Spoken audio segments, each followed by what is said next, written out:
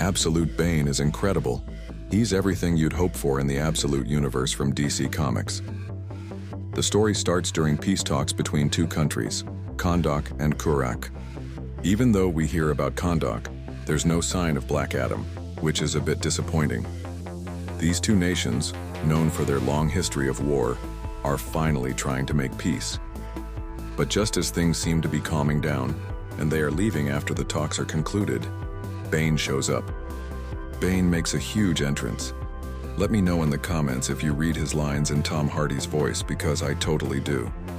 Bane tells them, "Forgive me for interrupting, gentlemen.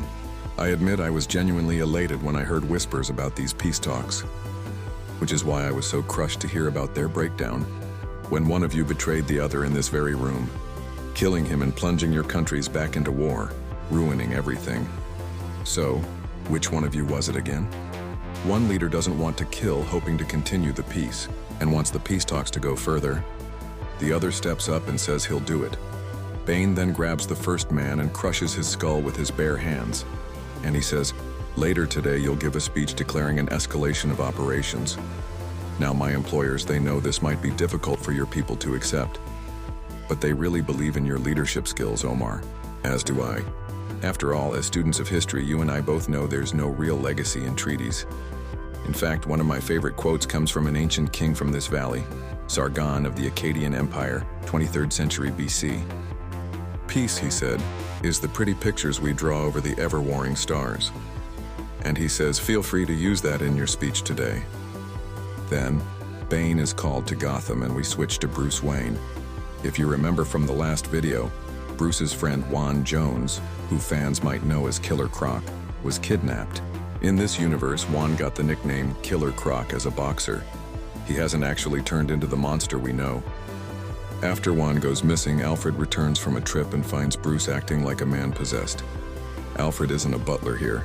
He's Bruce's combat trainer. He says Bruce has been at war with Gotham's criminal world for 2 weeks. Bruce is taking down the remnants of the Maroni and Falcone families so hard that hospitals ran out of ambulances. They even had to use ride shares and rickshaws. And so Alfred says, "Last night I finally asked him, 'Kid, what are you going to do when you run out of enemies?' Because the one thing that Alfred Pennyworth knows is that Batman going on this warpath in the city of Gotham will not give him the answers he seeks. The answers come from people who have nothing to really do with the criminal underworld in Gotham. And even if they do, they're using the criminal underworld as cannon fodder. These guys just don't have answers to those questions." And so, at that point, you pick up with Barbara Gordon. Now remember, Barbara Gordon hasn't really become Batgirl in the Absolute Batman universe. She may or she may not. We don't really know for sure. Everything is unfolding so differently from what we're used to, which is cool. And she's contacted by Batman, right? And he just kind of says, "I need your help." And so the two of them end up meeting up.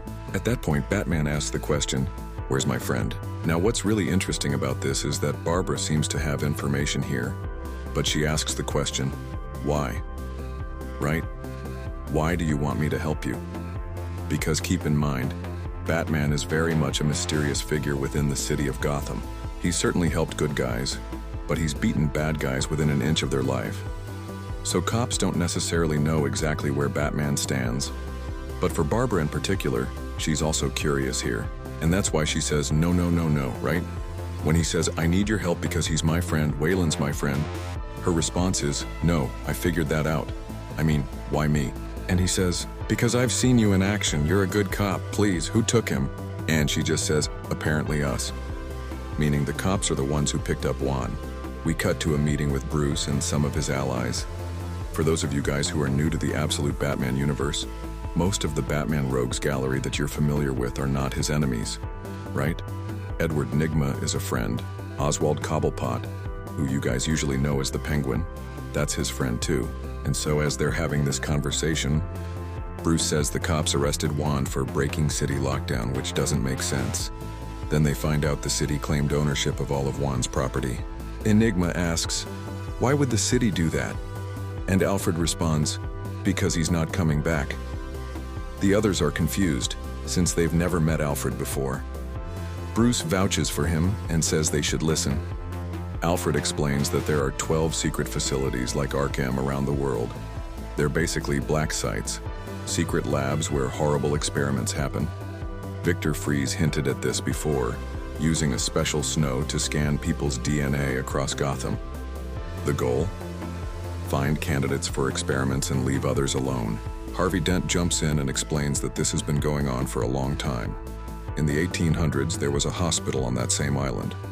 It burned down in the 1930s, and JK Industries bought the land. Bruce finds private records showing they've been building there ever since. He says the new facility still uses old pipes and air vents, and he might be able to sneak in. Bruce asks Enigma for a tool to block cameras and alarms. Enigma is annoyed by the question but agrees, because real friends don't ask questions, they just help you bury the body, metaphorically. Then Harvey says he can get Juan into witness protection as soon as they get him out. AZ, one of their allies, thinks this is insane. You're going to break into a black site, save Juan, and hide him in Metropolis? Bruce snaps, slamming the table. You all said you wanted to be part of this.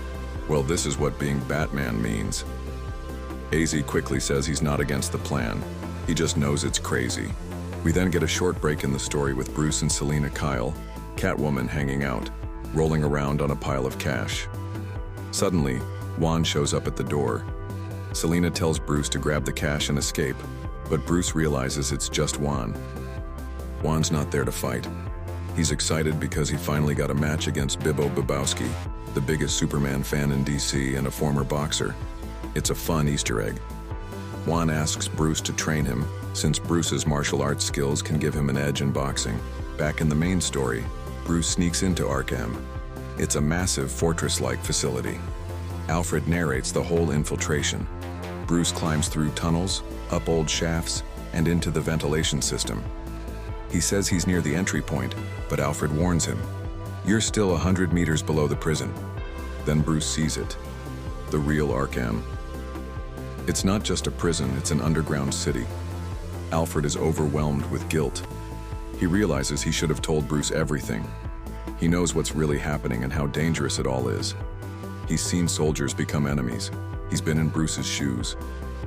Alfred says this isn't just a war. It's the war. The one behind all the others. The one with no rules. The ancient, eternal war that never ends. He wishes he had warned Bruce. At that moment, Bane appears. He immediately kicks Batman. This is like The Dark Knight Rises, but more intense. Bruce doesn't stand a chance. Bane invites him to fight, and when Bruce attacks, Bane disables his arms with precise strikes. He even compliments Batman's technique while breaking him down.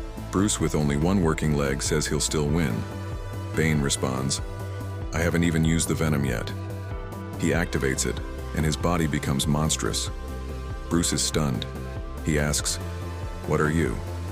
And Bane, now a giant beast, says, call me Bane. Welcome to your new home. Now let's get you ready for surgery. We end with a tease. In the background, we see something that looks like Man-Bat. Could Bruce Wayne be turned into the actual Man-Bat? We'll have to wait and see.